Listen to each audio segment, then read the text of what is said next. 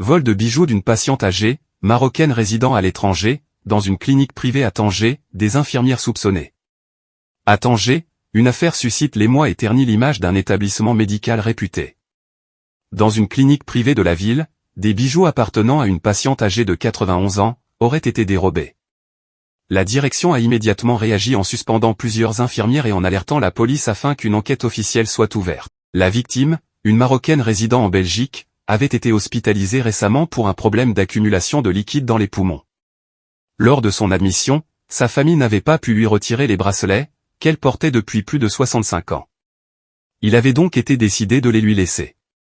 Mais quelques jours plus tard, les proches ont constaté la disparition de ses bijoux, remplacés par de vulgaires imitations.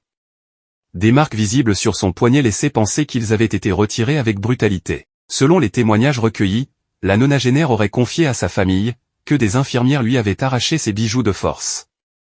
Face à ces accusations, la direction de la clinique n'a pas tardé à prendre des mesures disciplinaires en suspendant les soignantes soupçonnées.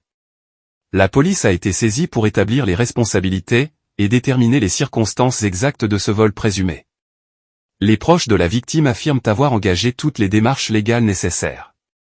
Ils espèrent que l'enquête permettra de retrouver les objets dérobés et de sanctionner les responsables. Pour eux, il ne s'agit pas seulement de récupérer des biens matériels, mais aussi de défendre l'honneur de leur mère et de préserver la réputation d'une clinique jusque-là respectée à Tanger.